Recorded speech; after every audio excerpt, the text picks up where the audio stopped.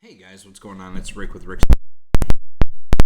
To do a video today. I've already actually done a Facebook post on my private account. I want to do this one on my public account, and I want to do a review of the Joker Folie de Deuce, basically Joker Part 2. This is the newest Joker that just came out last night. It is featuring Joaquin Phoenix and Lady Gaga as both Joker and Harley Quinn. And this movie has been getting a ton of hate in the last 2 days between movie reviewers as well as some moviegoers that have gone and seen it. And I want to give my 2 cents because I shit on the first Joker immensely. I absolutely hated the first Joker. I thought it did nothing to move the story along. It did nothing really to essentially set the stage for Joker, right? Like, we all knew he was crazy. We all know there were issues with Joker. The only thing it did was it put a face and a name to the origin story that has never been presented before. Historically, if you look through Batman lore, early 90s, it was the Jack Nicholson Joker was the one that killed Bruce Wayne's parents, causing him to become the Batman, and he was the Joker, and Bruce Wayne / Batman finds this out, essentially killing him at the end of the first Batman movie. However, we learned throughout, stories and other canon that in, say, the Gotham TV series, that Jack Nicholson or Jack Napier was not actually the Joker. Or excuse me, Jack Napier was not the one that killed Bruce Wayne's parents, and they actually gave him a whole new persona on who actually killed Martha Wayne, and why can't I think of Bruce Wayne's dad? Doesn't matter, not part of this story. But we never actually had an origin story of Joker. So the Joker movie and now Joker Part 2, they are building the origin story of the Joker. And again, I hated the first movie. It was, to me, super slow, completely pointless, did not do anything for the character. It was basically about a man with schizophrenia that had breakdowns, had this entire love story in his head, killed a bunch of people that were bullying him, schizophrenic, end movie, right? Painted up in clown makeup, kills a guy on TV, end movie. And I had no love for that movie. This one, I went in with a different mindset. So a friend of mine was like, I love Joaquin Phoenix. I want to see this movie. I was like, I hated the first one. I can't see how any way, shape, or form they're going to make this movie worth anything. I'm going to go see it because you want to see it. It'll get me out of the house. It'll be fun. Let's go. But at the same token, I went into this with, okay, we already know how they try to set up the backstory of said Arthur Fleck, which is the character name that they are claiming is the true Joker. And, okay, so we know he's schizophrenic. We know he killed six people. Okay, what are you going to do with him now? So this movie starts out, and I'm going to say this ahead of the game. This movie was slow. It was a 2.5 hour slow movie. There were a lot of times where you're like, okay, what's happening next? Like, I'm ready for the next part. I've digested all of this. What's next? And it was just this gradual, very level set of emotion, direction. Like, just, it was very even kill the whole movie. There was not a lot of ups and downs. There were a lot of, okay, what am I seeing? But there wasn't a lot of like highs, lows. It was just very monotone, right? And they start the movie off. He's in prison. They're showing you how he's being treated in the Arkham, and it's not even Arkham Asylum at this point. It's just like an Arkham detention center. And they're showing you what he's had gone through. And as they show you what he's going through in prison, they also, in case you haven't seen the first movie, they are telling you what happened in the first movie. Okay, he's being charged with murder of 5 people. Really, it was 6. He killed his mother. But you don't, like, if you saw the first one, you know that. And it doesn't get brought to light in this movie until much later in the show. But, so, the story in the second one is giving you a very slow build through of historic events, plus moving the plot along. And throughout this, I would say the first third of the movie, they don't do the musical acts, right? Because this is a lot, and that take this into account because it's something a lot of people are saying. Oh my god, I can't believe they made the movie musical. They didn't. So the first third of the movie, the opening act of the movie, they're really setting the tone for what happened and kind of getting you into the idea of, okay, this is his life now. How is he currently coping? They're making him take a lot of medication because they've identified him as having schizophrenia, and they talk about his child life and how his mother was very abusive and da da da da da da da da da. By the second act of the movie, he's introduced to Harley Quinn, and it's a different origin story slightly for Harley Quinn than we know of the animated series comic book introduction of who Harley Quinn is and who they played her up to be through other iterations of these two characters. So they build up now this essentially romance of Harley Quinn and Joker, and then in the end it brings to light like the Joker. Okay, so 2.5 hours, the 3 acts, like where their big pieces are, but throughout this entire 2.5 hours they are showing you some of the effects of the schizophrenia. They're showing you that when he stops taking his medication, how he starts to slip back into the psychosis we saw in the first movie. Let's talk about the musical aspects of this movie. A lot of people are like, oh my god, they made this movie a musical. They did not make this movie a musical. This movie is 2.5 hours of symbolism. This movie is 2.5 hours of the deep-rooted who is the Joker. How did the Joker become the Joker? No one knows this. Again, history of the comic books, the animated series, the TV shows, the DCU, the multiverse. Nothing talks about the origin story of the Joker. We just know that he's a methodical, he is highly intelligent, we understand that he's psychotic, he has no problem killing people, and he has no problem, like, he has a flair for drama, and like he's like this, he's out there, right? Like Heath Ledger's version of Joker, very methodical, very well thought, very conniving, very planning. You had I forgot who did Suicide Squad.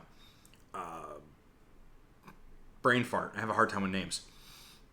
That version of Joker, very psychotic, very like murderous, very manipulative, like really pushes Harley to do things that like, do this if you love me. They show the Stockholm syndrome that essentially Joker has over Harley. This movie does a slight tweak to that interaction, but the musical aspects of this movie are always when Arthur Fleck, aka the Joker, is having a hard time coping with the reality that is his life. Okay, so when he gets sad because he's in prison and he's being mistreated, he goes into these like he goes into that Joker persona. He drops in and he's like, hey, I'm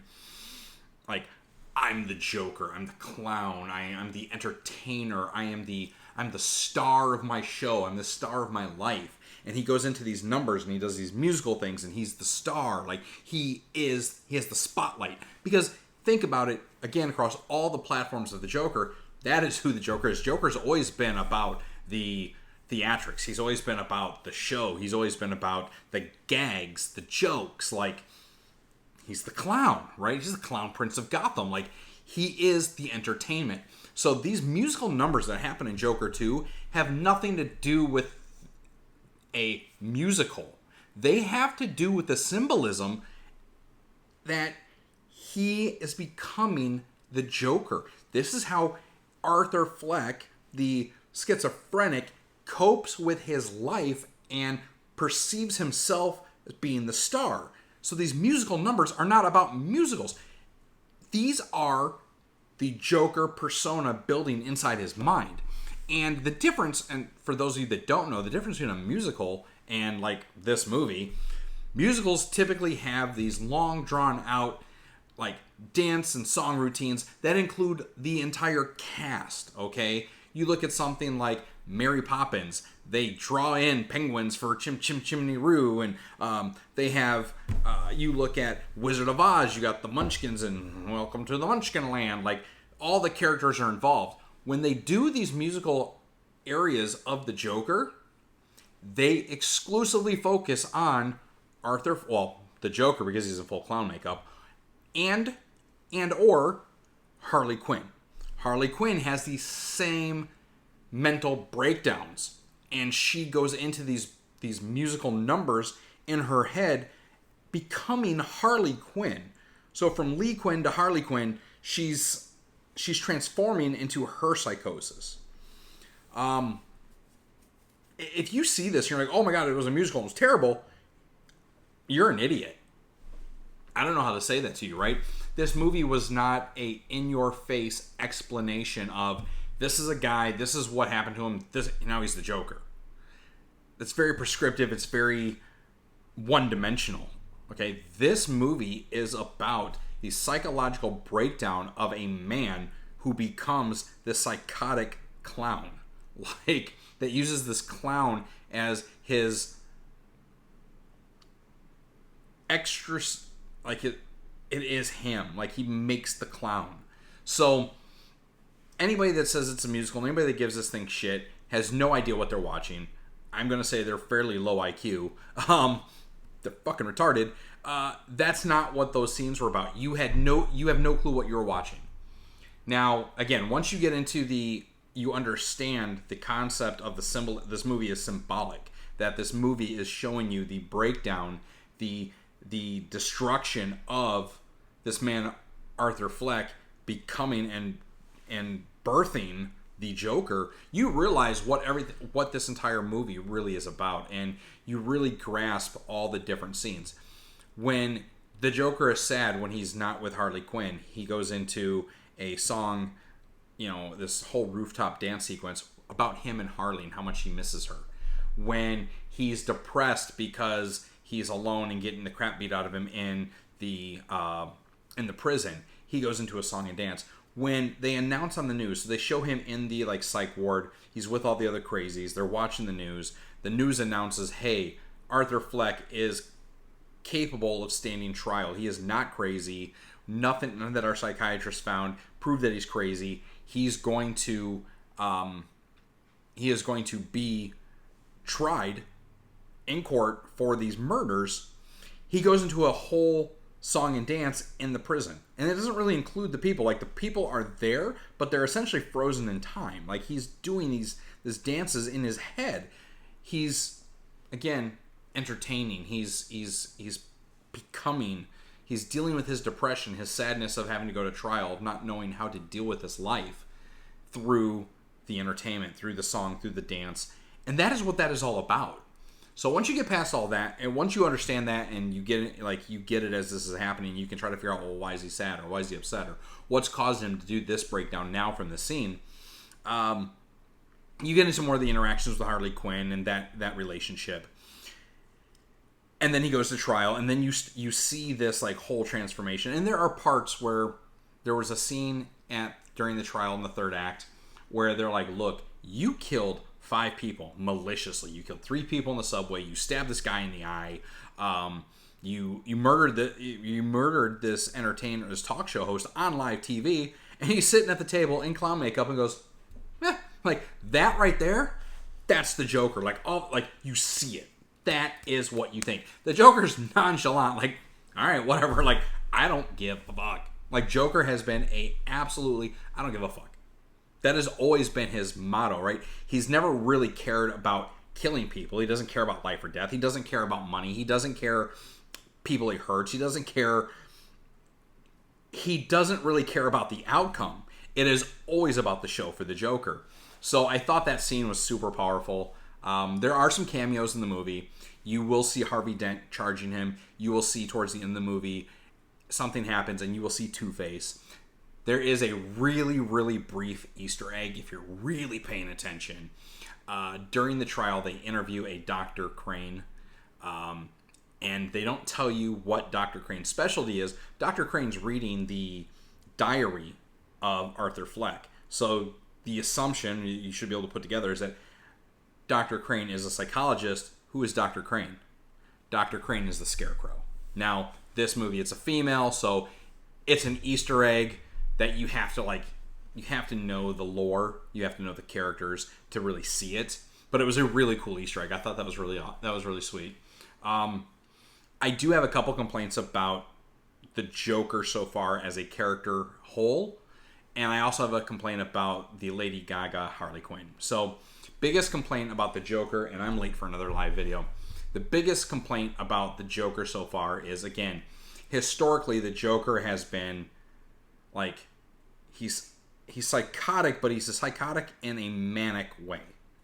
This particular Joker is psychotic in a schizophrenic way, depressive way, and he hasn't built out that like level of crazy yet. They haven't fully developed it. The Joker's always been very intelligent. He makes really cool, extravagant gadgets and gizmos and comes up with these cool ways to blow stuff up or torture Batman or mess with Gotham. They haven't shown that side of Arthur being intelligent. I've always taken the Joker as being almost as equally smart as the Batman. He has always been Batman's like 1-to-1, right? And I'm not seeing that yet with this Joaquin Phoenix iteration of Joker. I'm hoping they do a third one. Now, I say that because the end scene of this movie is symbolic. And I don't want to ruin it and explain you the symbolism. If you want to know what I saw, what I think, message me, we'll talk about it. But I won't say it in this video. I went with Sam. Sam was sitting next to me. She's like, oh my God, I think I'm going to have to cry. Like, I can't believe this happened. And I'm like, you don't realize what you just saw. This had to happen in order for this next to be true. And as soon as I said that and she thought about it, she's like, holy shit. I really hope that the critics and Warner Brothers do not bomb this series after this movie. I think they need to see this through. They need to do the final chapter. They need to give us the trilogy. They need to give us Joker, right? It's a must. And anybody, like I said, that knocks this, you really don't understand what you've been watching. You're not thinking about what is going on. You're looking at a movie that you're like, oh, I want to see this Joker. I want to see like this crazy. You want to see a DC Joker, and this is a origin story. So understand that they are building you into this character, and this movie built the character. Like, it set the foundation. This was the Joker I wanted to see on the first movie. This was the Joker I wanted to see. I wanted to see them build this psychopath, and he's not there yet. He's almost there. They finally laid a really solid foundation. I really hope for the third one, and I hope to see the Joker come out of it. And if you go see this movie, you come back to my video and you comment like there's no way there's a third one, I'm going to explain to you why you're an idiot, because you're missing the symbolism. You absolutely missed the bombshell ending that is the symbol of this ending is as clear as day as the bat signal itself. Like, they might as well put up a giant clown face in the sky. This ending was necessary. So that being said, real quick, like I said, I got to end this video. I've got to get to a live stream. Harley Quinn. So Harley Quinn's origin story that we all know at this point is that Harley Quinn was a psychiatrist. She met with the Joker, trying to understand why he did the things he did while he was in Arkham Asylum. And Joker, being this hyper-intelligent, twisted her questions and twisted the answers to mold, shape, cause Harley Quinn to fall for Joker, to become understanding of the Joker, and essentially enact Stockholm Syndrome, even though she wasn't kidnapped, he was in Arkham, and made Harley Quinn want to be and be the sidekick and be his queen of the Joker, right? And the difference they did in this movie, and I'm not going to say what, but there's a line that kind of explains her position and her origin story that we know. It's a one scene, it's like 2 lines, they hit it and move on, and then they let the movie continue. But this movie, Harley Quinn is more, she is trying to draw out, she sees who the real Joker is. She doesn't see Arthur Fleck. She sees Arthur Fleck as this oppressor of his psyche, and Joker is really him. She sees him as like, I know you're in there. Like, I understand this version of you that is like, don't give a fuck. I am the entertainer. I'm the star. Like, so this movie plays that story a little bit on a tilt. I think, again, it was neat the way they played out her position and the way the ending happened. It is absolutely necessary. It is the pinnacle that is going to trigger this third movie, and I'm not upset about it. Again, Sam was a really she was heartbroken. Like, they're supposed to be together, right? That she knows enough of the history. Like, they're each other's it. They are their people. There's a reason why Harley Quinn did what she did at the end of this movie. And if you really, again, think about this movie, you look at the symbolism, you think about what's happening and how this is building up, all of it makes sense. It absolutely makes sense. So go see the movie if you're on the fence. Realize it is going to be slow. It is not an action-packed movie. This is not a typical DC film. This is a Warner Brothers film explaining the origin story of the Joker. And it is not a fucking musical. The musical numbers are symbolic of his breakdown, of his coping mechanism, of his becoming the Joker. Full musical would have the whole courtroom dancing when he breaks out in song and dance in the courtroom. It's not what happened.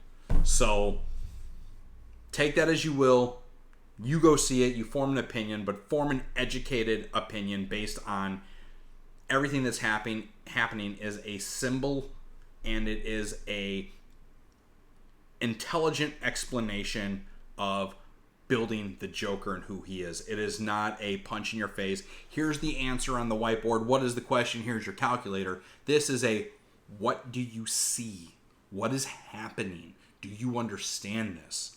When you get to that level of thought on this movie, you're gonna be like, wow, this is so well fucking done. So, all right, guys, that's my video. Thanks for watching. I hope you see this. I hope you go see the Joker Part 2 and give it its real, true, its credit. And if you've already seen it and you didn't understand it or you didn't like it, I hope you watched this movie and it made you think about what you saw and makes you question the ending, makes you question Harley's position, makes you question or at least rethink or realize what was happening during all these things, and gives you a new appreciation for the movie that you saw. All right, guys, I'm going to kill this video. I'm going to jump onto a live. I hope I see you there. Otherwise, enjoy the comments. Go see Joker Part 2.